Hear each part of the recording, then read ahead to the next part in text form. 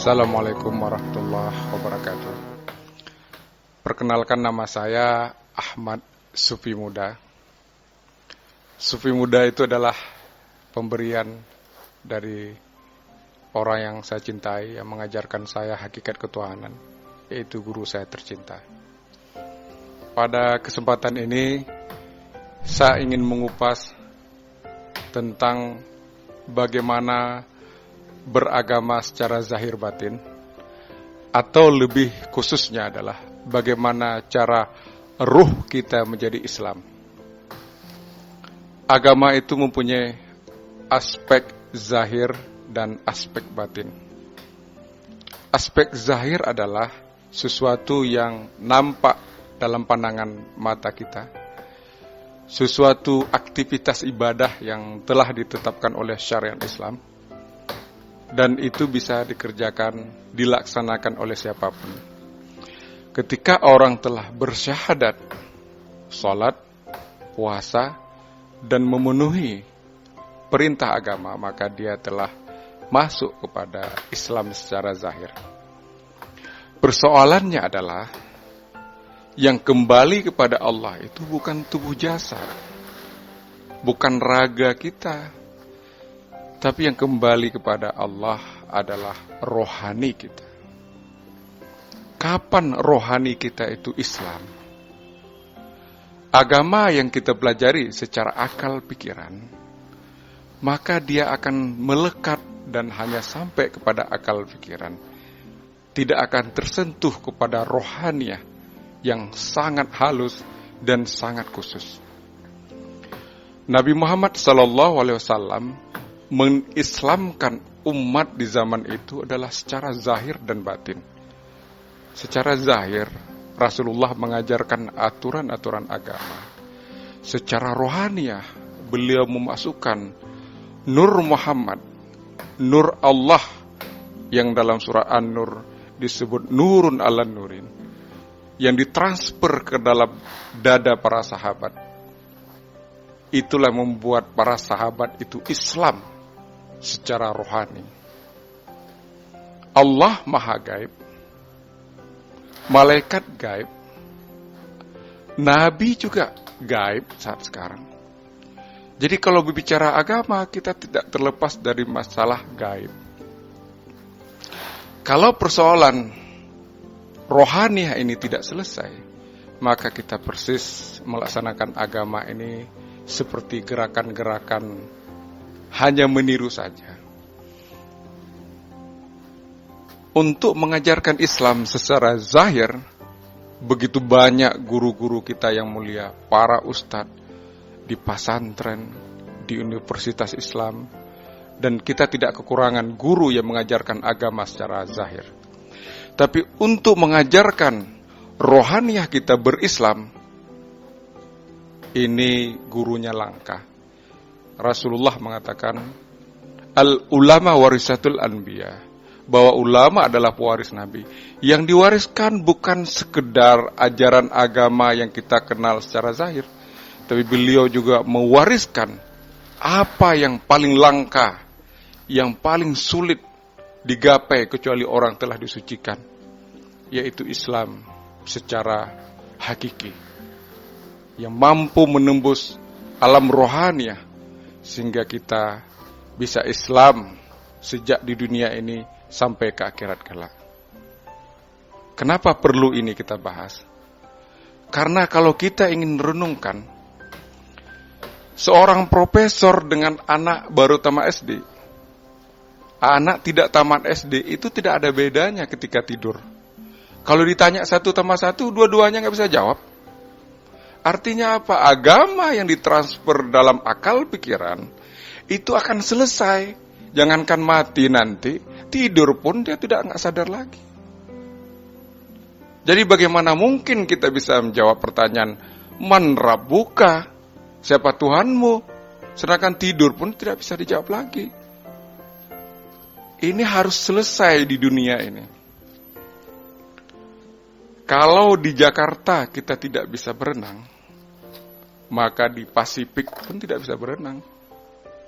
Kalau di dunia kita tidak kenal Allah, maka tidak ada yang menjamin kita bisa kenal Allah di akhirat nanti. Karena kenapa? Allah yang ada di dunia dengan akhirat sama. Menuntut ilmu itu di dunia, di sini ada rasul, di sini ada ulama yang mengajarkan. Di akhirat tidak ada lagi. Maka kalau kita tidak menemukan rahasia ini, maka hidup kita spekulatif.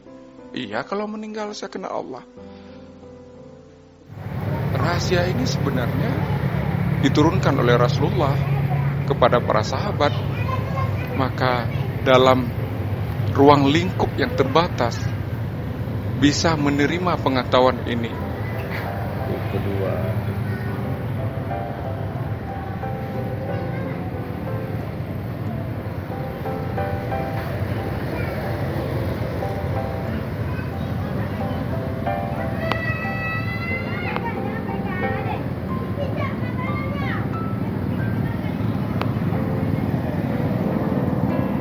sahabat-sahabat sekalian, dalam Al-Quran disebutkan bahwa Al-Quran hanya bisa disentuh oleh orang yang telah disucikan. Pertanyaannya, kenapa orang kafir juga bisa megang Quran? Kenapa orang yang tidak beragama juga bisa pegang Quran? Apa makna tidak bisa disentuh? Ayat ini kemudian diterjemahkan bahwa orang harus wudhu dulu baru megang Quran. Harus dalam keadaan bersuci dulu baru megang Quran. Kalau keadaan dia misalnya megang berhadas, tidak boleh pegang Quran. Itu adalah tafsiran-tafsiran secara zahir ya.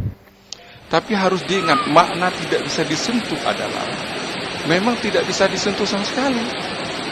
Yang tidak bisa disentuh adalah Al-Quran yang hakiki dalam diri Rasulullah, yang tidak berhuruf dan tidak bersuara. Dan ini hanya bisa disentuh oleh orang yang telah disucikan. Dalam surah Al-A'la disebutkan qad aflaha man tazakka wa dzakara asma rabbih fasalla. Ini juga awalnya disucikan terlebih dahulu, baru dia bisa menyebut nama Tuhan, baru tegaklah salat. Kalau ini tidak dilakukan, maka sampai kapanpun kita tidak bisa melaksanakan ajaran agama ini dengan benar.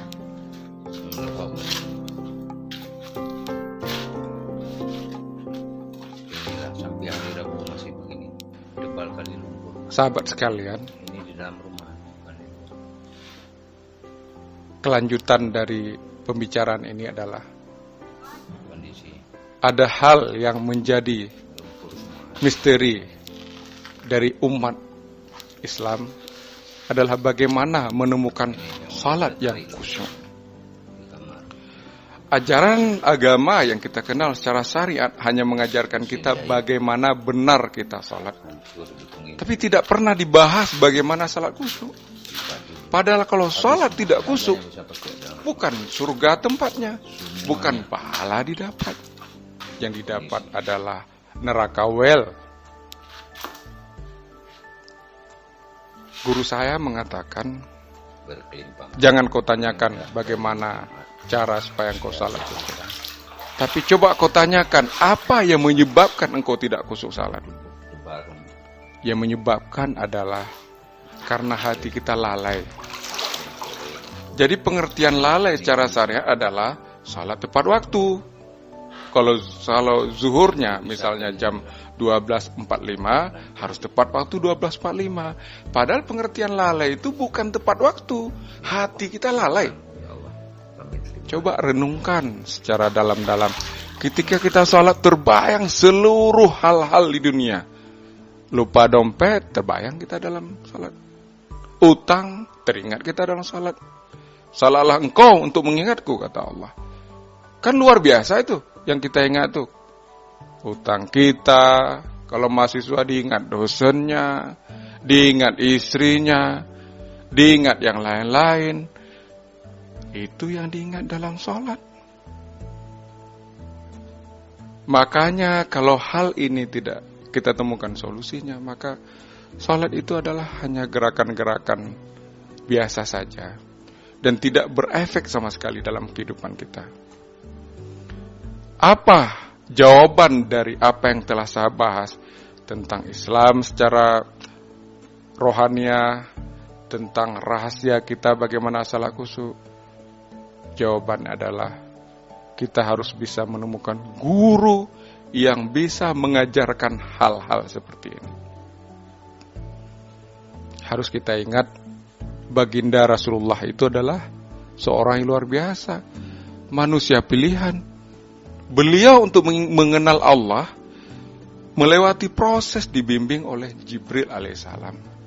Kan keterlaluan kalau kita merasa langsung bisa mengenal Allah tanpa ada bimbingan. Kita bukan orang khusus, bukan spesial, bukan pilihan Tuhan.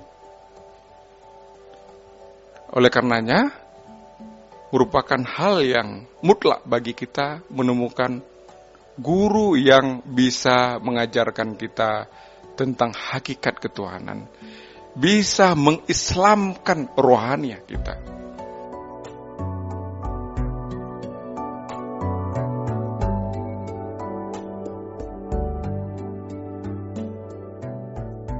Suatu hari, paman Nabi, Hamzah, meminta kepada Nabi, "Ya Rasulullah, tolonglah ajarkan aku Al-Quran." Kemudian Rasulullah memeluk erat Hamzah. Setelah dipeluk, beliau mengatakan, "Saya telah paham Al-Quran ya Rasulullah." Apa hubungan antara dipeluk, kok bisa langsung beliau paham? Kalau kita riwayat pertama turun Al-Quran, Jibril mengatakan, "Baca." Saya tidak bisa membaca, kata. Baca sampai 3 kali. Akhirnya Nabi Muhammad dipeluk oleh Jibril. Ketika itulah beliau paham yang dimaksud oleh Jibril. "Iqra bismi rabbikal ladzi khalaq." Bacalah dengan nama Tuhanmu. Tidak disebut nama Tuhan di situ. Rahasia inilah yang kemudian diwariskan para sahabat-sahabat. Makanya dalam surah A'la disebutkan, "Qad aflaha man tazakka wa dzakara asma rabbih fasalla." Beruntunglah orang yang telah disucikan. Ini proses. Wa dzakara asma rabbih, baru dia benar zikirnya. Kalau tidak disucikan, tidak melalui proses, orang berzikir bukan berzikir menyebut. Zikir itu kan ingat. Apa yang kita ingat dalam zikir itu? Kalau kita menyebut Allah, Allah, atau Subhanallah, atau apa, itu kan sebutan, bukan zikir. Dan ini kekeliruan yang selama ini kita pahami itu sebuah zikir. Bukan. Itu hanya sebuah sebutan. Kapan kita berzikir?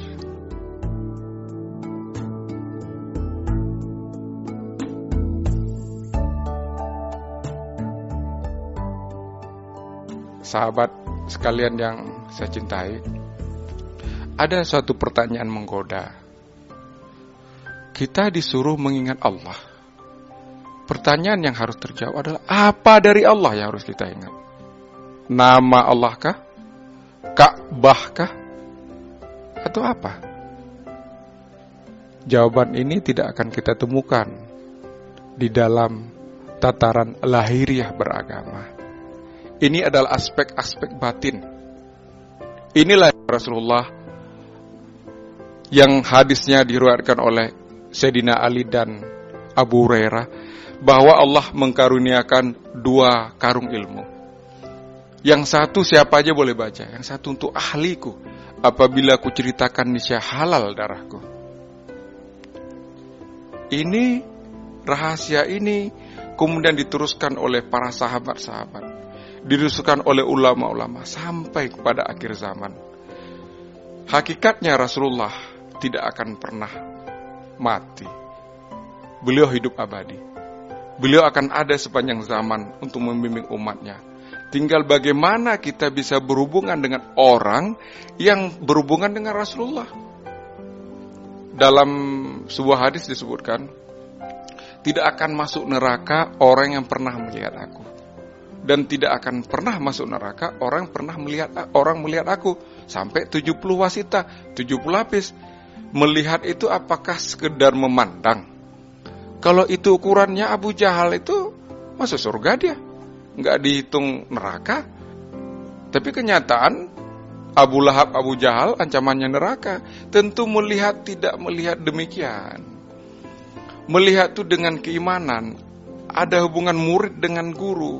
Ada kepatuhan. Ada keyakinan bahwa itu adalah Rasulullah. Hal itu kemudian diteruskan oleh para sahabat. Diteruskan oleh para ulama. Inilah yang di dalam tarekat disebut rabitah. Yaitu hubungan rohani antara